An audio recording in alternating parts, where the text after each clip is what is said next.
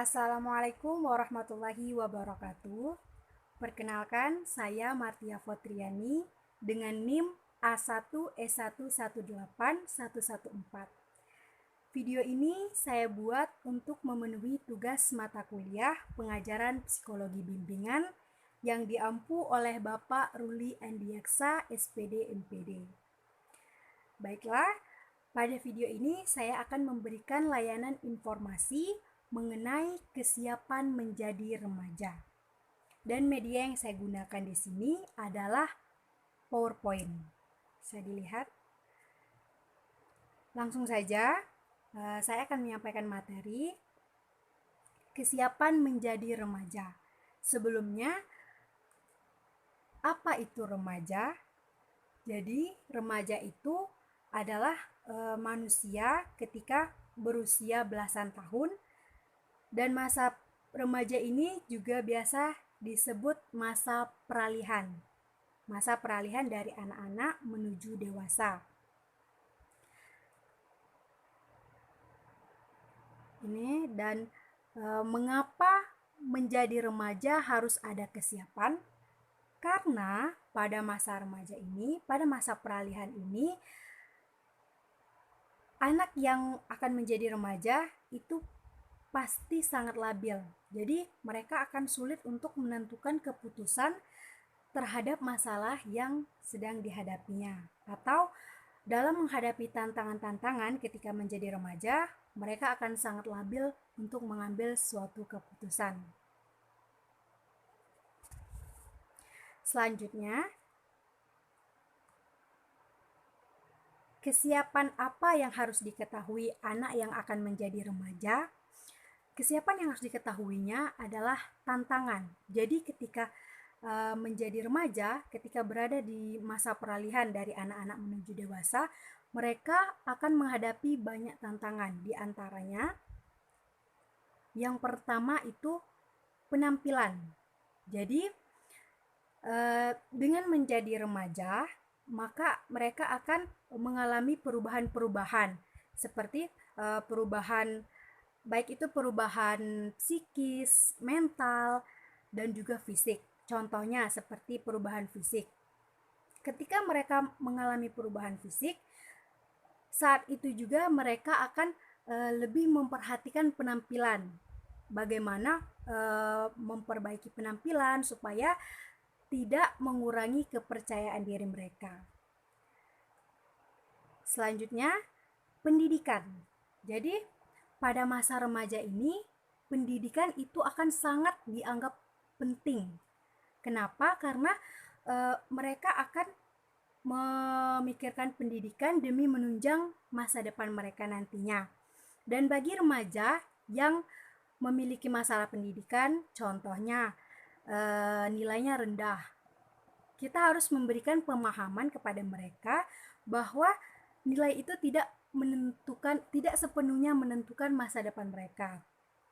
Bisa mungkin dengan mereka melatih skill, itu juga termasuk salah satu faktor yang akan menentukan masa depan. Jadi pendidikan itu bukan segalanya. Jadi ketika mereka memiliki problem atau masalah pendidikan, harus kita berikan pencerahan. Selanjutnya, cinta. Jadi pada masa remaja ini, mereka sudah mulai mengenal lawan jenis, memiliki perasaan terhadap lawan jenis.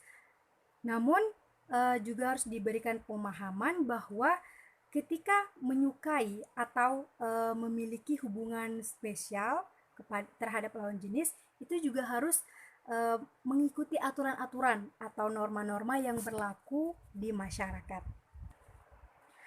Selanjutnya, itu poin keempat ada bullying. Jadi sudah tidak jarang kita dengar banyak sekali kasus tentang pembulian di kalangan remaja.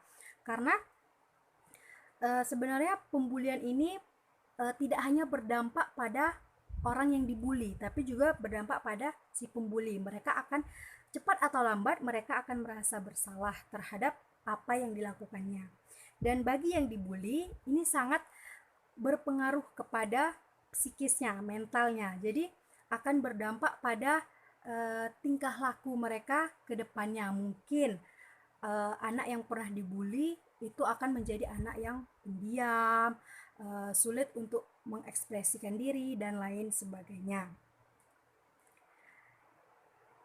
Selanjutnya, yang kelima itu ada persahabatan.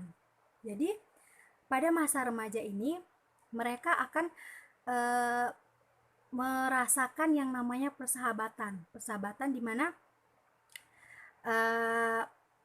hal-hal kecil yang seharusnya tidak dipermasalahkan itu dipermasalahkan ketika dalam persahabatan.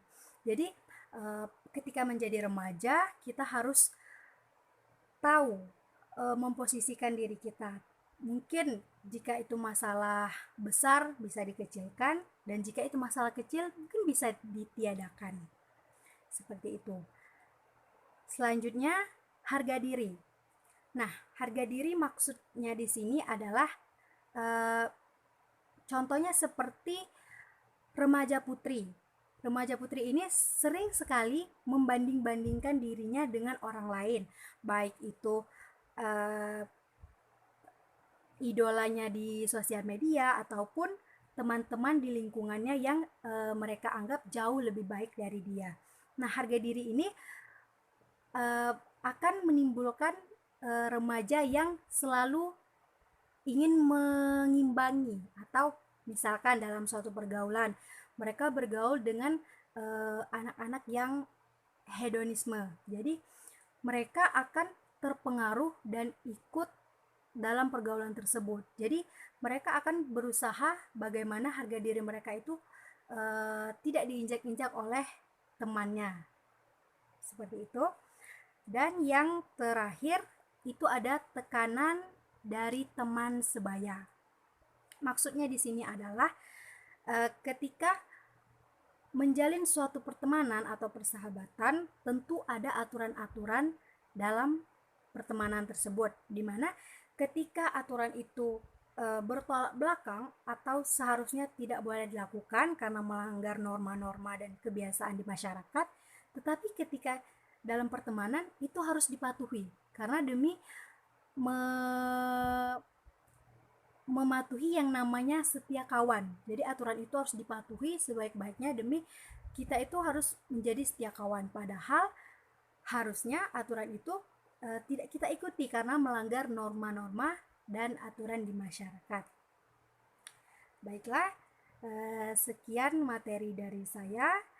Semoga bermanfaat. Saya akhiri.